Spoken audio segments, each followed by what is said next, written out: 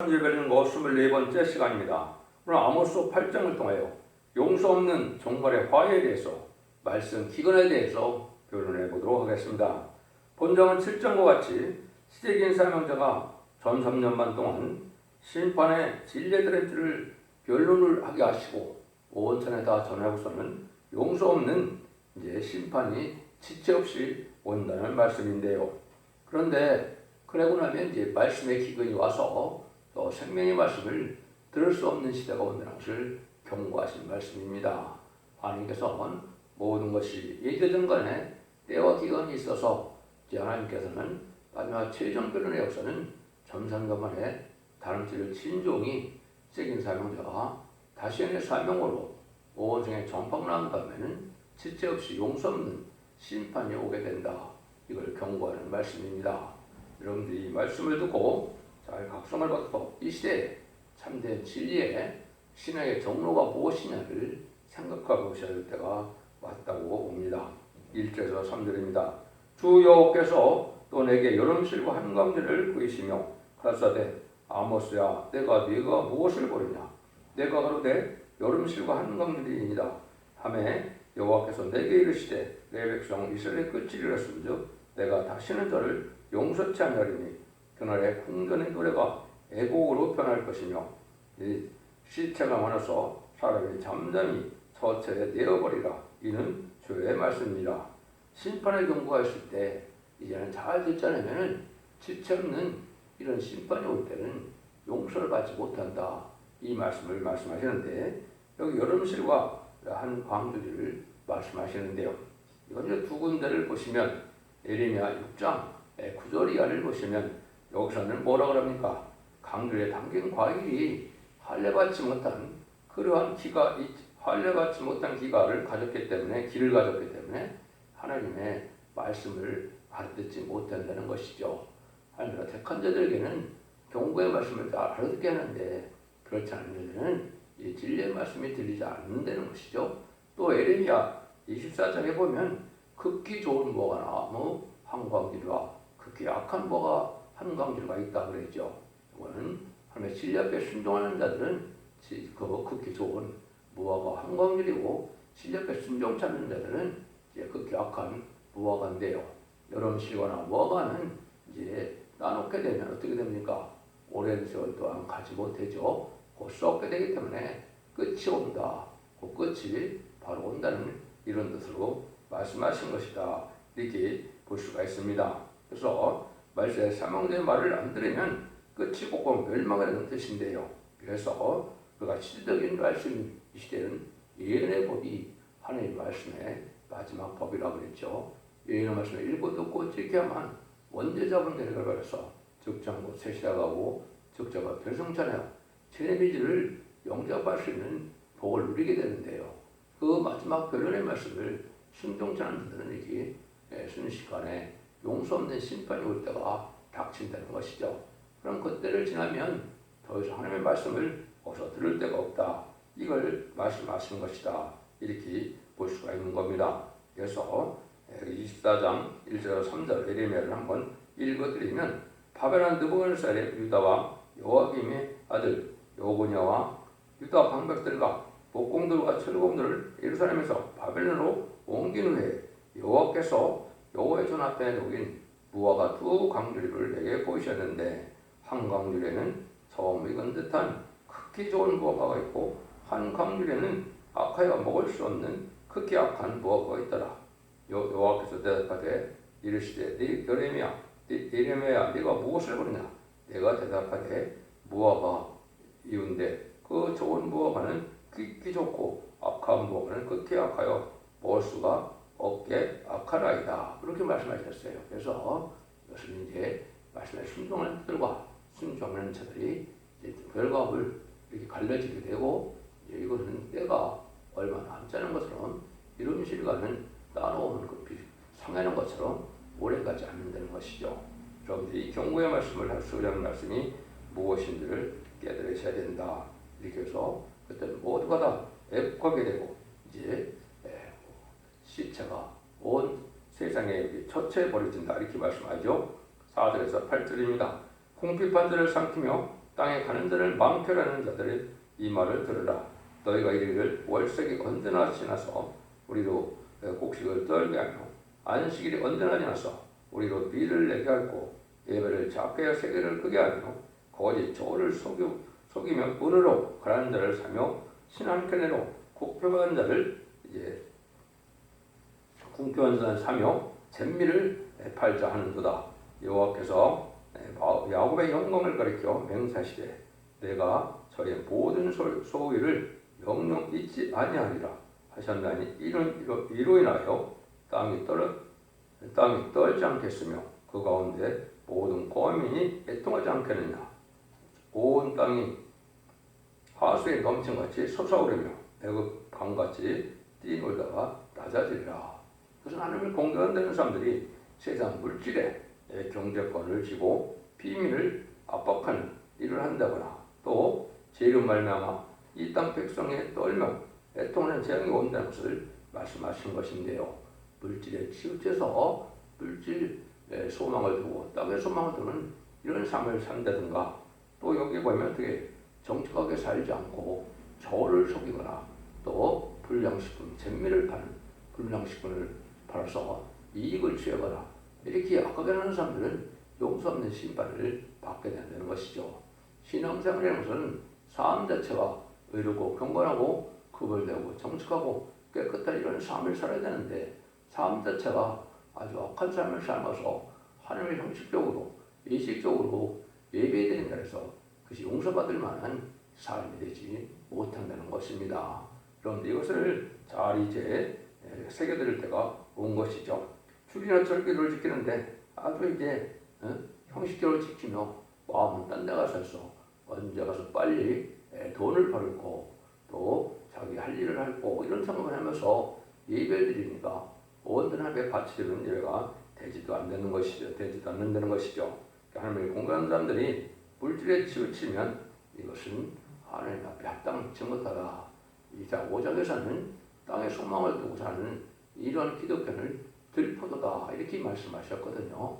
그러니까 우리께서는 이제는 하나님께 소망을 두고 사랑의 소망을 두는 삶이 되어야 되는데 세상에 물질의 소망을 두고 예배는 형식적으로 의식적으로 드리니까 하나님이 그 예배를 받으시고 구원을 베풀 수 없다는 것입니다.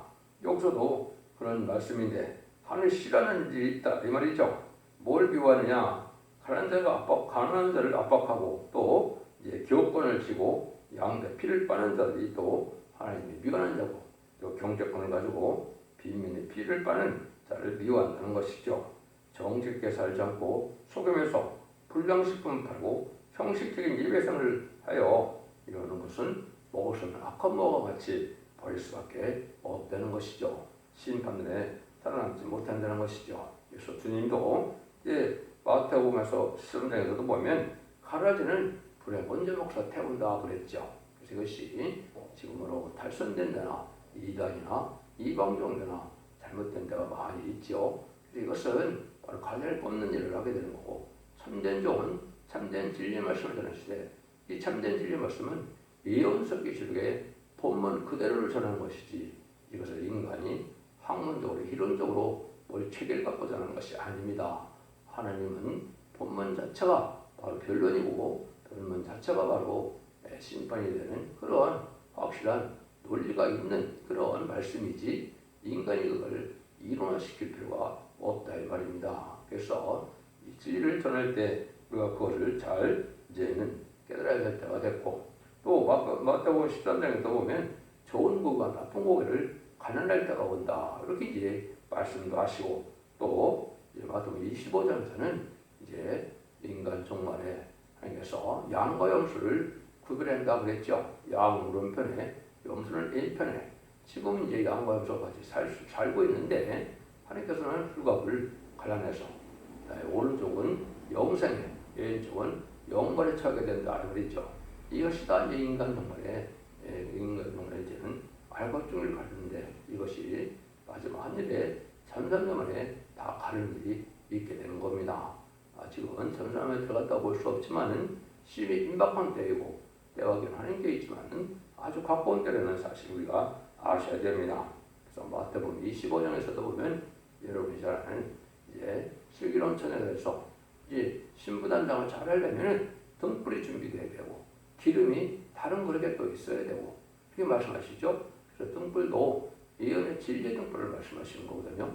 예언대로 과거에도 역사하시고 현재도 예언대로 하시고 앞으로도 예언대로 다 여러분을 깨닫게 해서 그 말씀을 진리의 등불이다. 확실한 예언이다. 베드로후서 1장 19절에는 그렇게 말씀을 하셨죠. 그 다음에는 기름 준비가 다른 그릇에 기름이 된 것은 예수 믿고 청산받은 것은 기름을 했지만은 그 기름과 그런 되지가 않고 그렇게 그릇이 준비되어 있어야 된다 이 말이죠. 이것이 이제 늦은 비 성령으로서 말씀의 복음을 통하여 신의 편지를 통하여 성령을 받고 합당한 자들에게 인정해서 7년의 마지막 늦은 비 성령을 받는 것을 뜻한 겁니다. 이 진비가 없으면 죄를 용서할 수 없다는 것이죠. 또 한 가지는 이제 세마포 준비가 예복의 준비되어야 되기 때문에 삶 자체가 아름답게 변하고 삶 자체가 변화돼서 우리가 진리 앞에 합당한 삶을 살아야 그것이 이 세마포 준비가 된다 이 말입니다. 이런 준비가 없는 신앙생활을 가지고 다시 오시는 분을 영접할 수는 없는 것이죠. 여기서도 그런 말씀을 지금 강조하고 있다 이렇게 볼 수가 있는 겁니다. 9절에서 10절입니다. 주 여호와께서 가라사대 그날에 내가 해로 대낮에 지게 하며 백주의 땅을 캄캄케 하여 너희 절기를 애통으로 너희 모든 노래를 애곡으로 변하며 모든 사람을 굵은 배로 머리를 동이게 하며 모든 머리를 대물이 되게 하며 독자의 죽음을 인하여 애통하듯 하게 하며 그 결국으로 공간 날과 같게 하리라. 이것은 이제 진년날은 흑암의 날이다. 여러분 이걸 지금 잘 아셔야 되는데요. 지금 흑암이 덮인 세상인데 흑암이지 모른다는 사실은 뭐겠습니까? 이것은 소경 같은 삶을 살아니까 소경 낮이나 밤이나 똑같겠죠. 그러면 소경이 아니라면 지금 캄캄한 밤이 왔다는 걸 아셔야 되는데 흑암 덮인 세상이 된 것이거든요.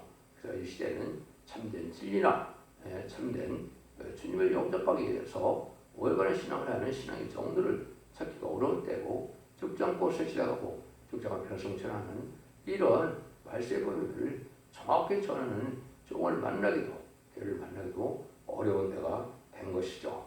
때를 알지 못하니까 신앙 준비를 알지 못하고 신앙 준비를 하지 못하고 또 신부단장을 하지 못하니까 죄를 용접할 수 없는 그런 지경에 빠지게 된다 이 말입니다. 신앙은 전심전력하여 우리가 하나님께 충성한 진실을 다해야 하며 인정하는 것이지 의식적이고 형식적이고 그냥 나태한 삶 속에서 살아가는 것은 바르게 하나님께 합당한 진리의 생활이 아니다. 그래서 결국 애통하게 돼서 조금 망하게 되고 세상 부경화도 누리는 것도 한계가 있는 것이기 때문에 이제 거짓 종교나 거짓 선지자나 들보도 기독교도 때가 되면 심판때는 여기서 말씀하는 것처럼 이제는 아주 공고한 날이 오게 되고 이제 애통하는 날이 오게 된다는 것이죠. 이걸 여러분이 잘 아셔야 되죠. 그래서 하나님께서는 정한 때가 되면 천지를 진동시키고 또 땅을 황복할 만한 인간으로서는 피할 수 없고 용서받을 수 없는 심판의 때가 온다는 사실을 여러분이 잘 생각하셔야 됩니다. 소리내주는 죄인을 용서하러 오셔서 누구든지 회개하면 용서해 주는 것이 주님의 사랑이지만 심판주 예수님은 악인과 죄인을 심판하러 오시는 것이고 의인을 구원하고 상주로 오시는 것이기 때문에 이때는 용서 없는 심판이 오게 된다는 것을 말씀하셔야 된다 이 말입니다. 11절에서 10절입니다. 주 여호와께서 가라사대 보라 날이 이를지라 내가 기근을 땅에 버리더니 양식이 없어 주림이 아니요 뿔이 없어 가람이 아니요 여호와의 말씀을 듣지 못하는 기갈이라. 사람이 이 바다에서 저 바다까지 북에서 동까지 들거리며 여호와의 말씀을 구하려고 달려 왕래하되 얻지 못하리니 그날에 아름다운 처녀와 젊은 남자가 다 가라여 피곤하리라. 무릇 사마리아 제대 우상을 가리켜 맹세하기를 이르기를 다나 네가 신의 생존을 가리켜 맹세하노라 하거나 보엘세바라고 의하는 것에 생존을 가리켜 맹세하노라 하는 사람은 엎드려지고 다시 일어나지 못하리라. 이제 정한 때가 되면 아무리 진리를 듣고자 해도 들어보지 못할 때가 온다 이 말이죠. 지금도 참된 종을 만나기가 어려운 때지만 이것은 아직도 전산대문의 역사가 끝나기 전까지는 참된 진리를 찾아서 이제 맞을 수 될 수가 있겠지만은 전산대 끝나고 나면은 이제 종 자체가 참된 종이 없는 시대이기 때문에 거시선지만 남기 때문에 결코 하나님의 생명의 말씀을 들을 수 없는 때가 온다 이 말입니다. 아무리 돌아다니도 생명의 말씀을 들을 수 없는 때가 온다는 것은 용서 없는 심판대가 온다는 것이죠. 이때들이 우상적인 신앙으로 치우친 자들은 아무 소용이 없다 이 말이죠. 지금 우상 섬기는 자들이 더 잘 먹고 잘 산다는 말을 할 수 있을 정도인데 그것이 이제 정한 때가 몇 되면 살지 못하고 엎드려질 수밖에 없는 때가 온다는 것이죠. 그래서 하나님께서는 이게 전하고 때를 줘서 전하고 난 다음에는 용서 없는 때가 온다. 이거를 점산문의 진리의 심판의 다림질의 변론이다. 이렇게 말씀을 하는 겁니다. 계시록 11장 1절에서는 지팡이 같은 거 할 때로 청량을 한다 그랬고요. 또 스가랴 4장 10절에서도 다림질을 베푼다. 다림질을 전한다 그랬죠. 또 아모스 7장 7절까지도 다림질을 베풀고는 다시는 용서 없는 심판이 온다. 이렇게 말씀하셨거든요. 이것이 하나님께서 하시는 마지막 변론의 말씀을 말씀하는 건데요. 이때 여러분들이 이걸 알지 못하면 지금 중요한 이러한 주님이 보시기에 합당치 않은 자, 기모리와 소경이 될 수밖에 없는 때가 지금이라는 사실을 말씀드립니다.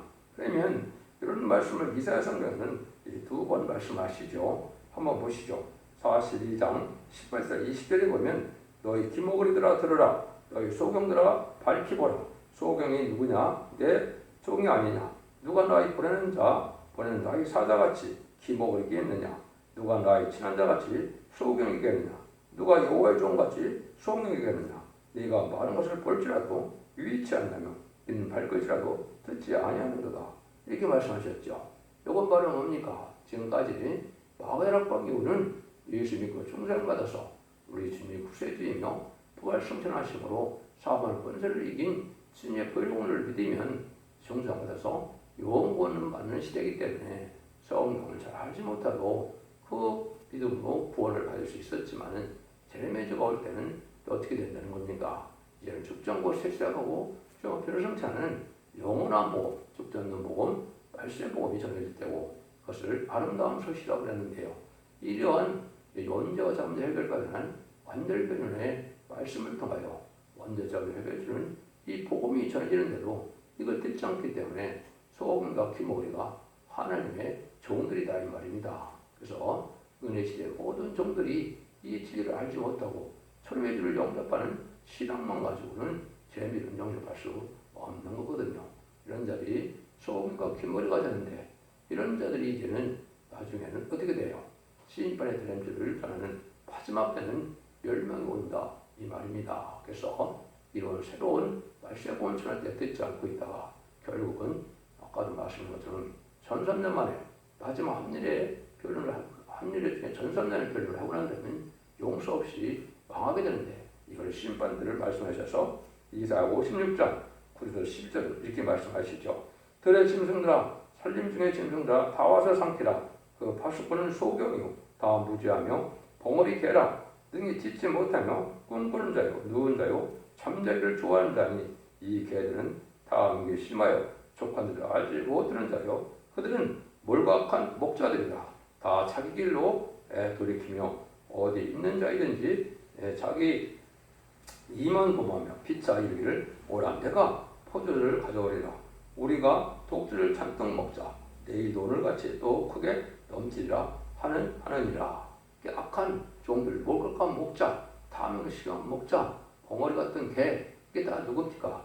하나님의 소경 하나님의 목자라는 얘기죠. 하나님의 종들이라는 거죠. 근데 들의 짐승으로서 삼키라. 들의 짐승은 북방 공산당의 심판의 환란을 뜻한 겁니다. 심판의 환란이 와서 다 망한다는 것이죠.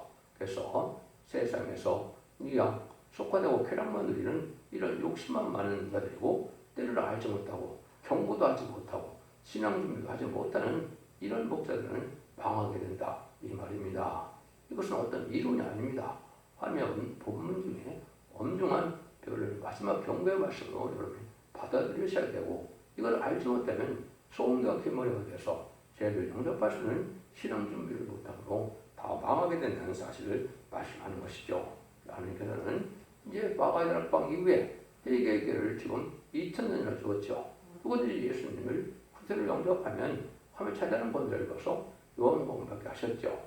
인간중간을 마지막으로 이제는 1300년 만에 중점하고 세시하고 중점한 결성자는 다른 길의 진리로 말세의 복음을 사랑의 표현의 동물을 재정정하고는 더 이상 이제는 용서치 않고 심판이 온다 이 말입니다.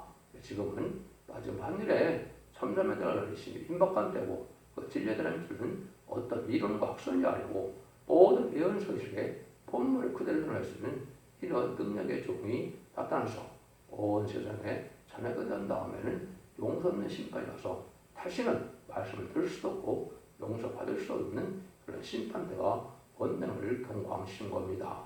여러분들이 이 진리를 잘 이제 순종함으로 이제는 기독교의 2000년의 역사가 용고만는 것으로 끝을 맺는 것이 아니고 재림주가 오실 때는 세상을 심판하고 예전을 회복시켜주는 때이기 때문에 영혼간의 구원으로 또 이제는 가족적인 구원으로 단체적인 구원으로 남은 백성을 통하여 예전동안의 축복을 주시는 것이 천년왕국을 이루는 하나님의 심판의 방법이다. 이렇게 여러분이 믿으셔야 됩니다. 그래서 예수님이 천년 동안 이제 왕노릇 할 수 있는 왕국이 오는 시대가 이제 인간 종말의 역사인데 그런 날들이 심임박하는데 그때는 1300만 역사가 있고 대접전과 하마겟전으로 끝을 맺고는 예전을 회복시키는 재창조 역사역으로 천년왕국을 건국하셔서 이제는 하나님의 뜻을 이 땅에 사랑으로 완성으로 이제는 완전한 성전하라 그리스도의 나라를 이루는 것이 하나님의 뜻이다 이 말입니다.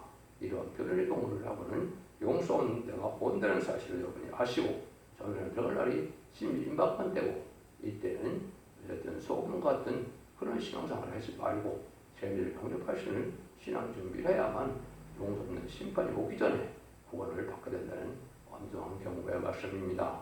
여러분들도 이 진리를 잘 분별해서 이 시대 사랑의 방주, 은혜의 방주, 구원의 방주이고 완전히 변화의 역사가 있게 되는 섭득의 변화를 듣고 순종함으로 원죄 자원들을 회개받고 가족적인 축복으로 자손 만대의 축복으로 세세한번의 축복으로 그 복락을 누리는 복된 종들과 성도님들 다 되시기를 예수님으로 간절히 축원드립니다. 아멘.